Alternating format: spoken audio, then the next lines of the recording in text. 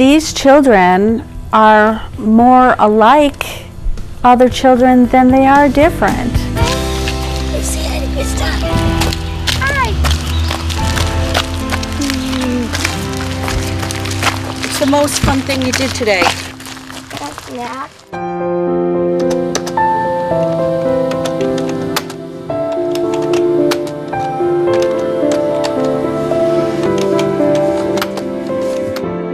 What I like most about school, I get to be away from my parents. My teachers say that I am a hard worker. Of course, I do my homework. I do my classwork.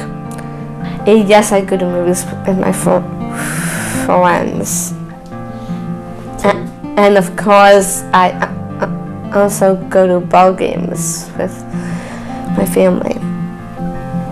For my 21st birthday, I've had a party, and as it turns out, I've had well over 50 guests there.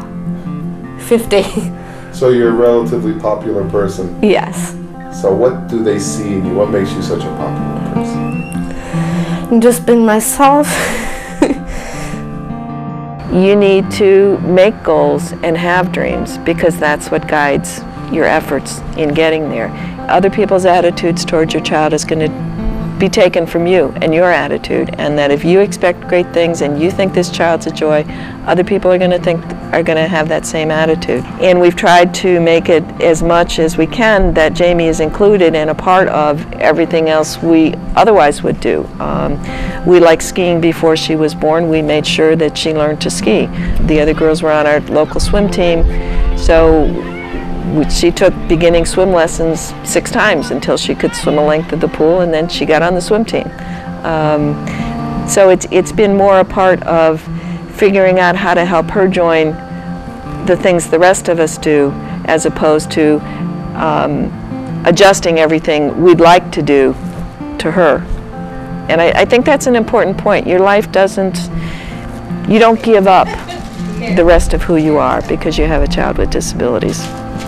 I think that it's been an incredibly enriching experience for all of our family. Frustrating at times, but no more so frustrating than any younger sibling is.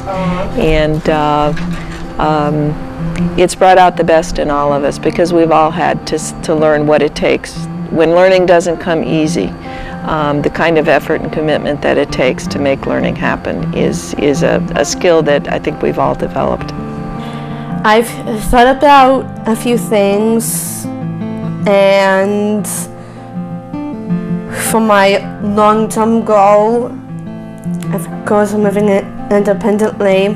I would love to have my own apartment though, but there are some things I would need to work on.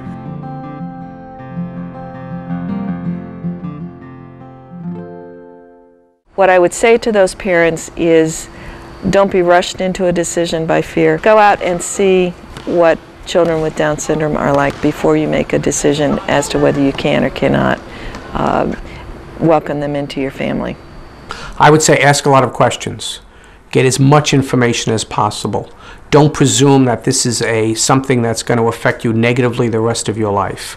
And be very open, be very inquisitive, and be optimistic. There's so much help and support out there that you'll have every opportunity to have this new precious child of yours be someone that's going to be contributing in a positive way. What I like to tell new parents more than anything is to enjoy your baby, love your child, and that raising a child with Down syndrome is 99% like raising any other child. And they're more alike than they are different from the rest of the population, and keep that in mind. You know, the things you'll go through as a parent of a child with Down syndrome are not unlike what you're going to have in raising any child. One of the messages I want to convey is that it doesn't define your family. I mean, my older girls are much more than just the sisters of a sibling with Down syndrome. Jamie is much more than just a person with Down syndrome. We've really worked to make it not the central focus of our life. It's just an attribute or a characteristic that we need to take into account. There are going to be obstacles that hinder them or get in the way, but hopefully there are also going to be supports and services and ways to get around those obstacles. Kids with Down syndrome, some children do have medical challenges, and that parents need to be informed about that. They need to have that information. Certainly there might be certain issues that develop, whether they be in terms of developmental issues. The newborn or the child may have some congenital cardiac or heart defects. There might be some swallowing issues, even some practical things like breastfeeding might be affected. So there's a whole wealth of immediate issues that might emerge. But once again, the good news is that there's help and support out there to try to deal with such issues. We have intervention services starting at birth to 3, and then we have services from 3 to 5.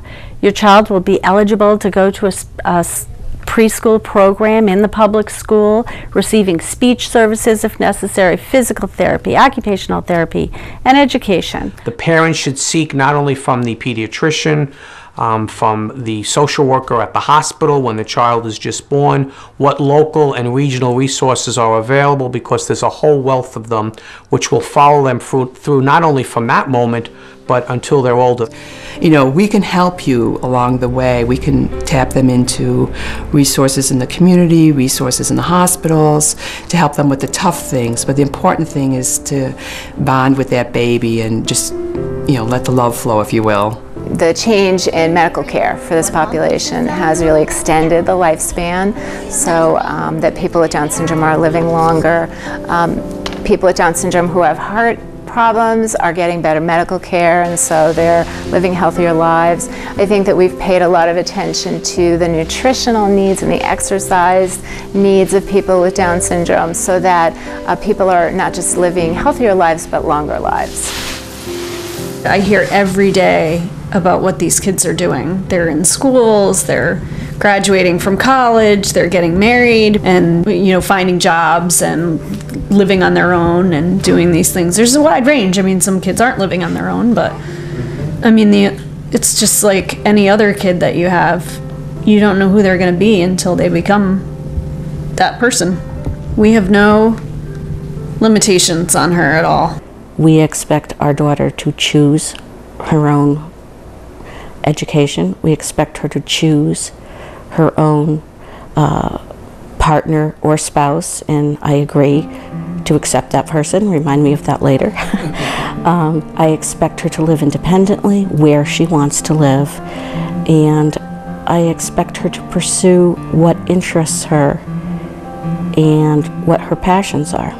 The goal for him is to just, you know, try to assimilate him as much as possible and see how far he can go. He has a lot of potential. They're actually blessed with an opportunity to learn and grow, and they're going to learn as much through their child as their child learns through them. And their child is going to be a beautiful, capable young man or woman, just like anybody else.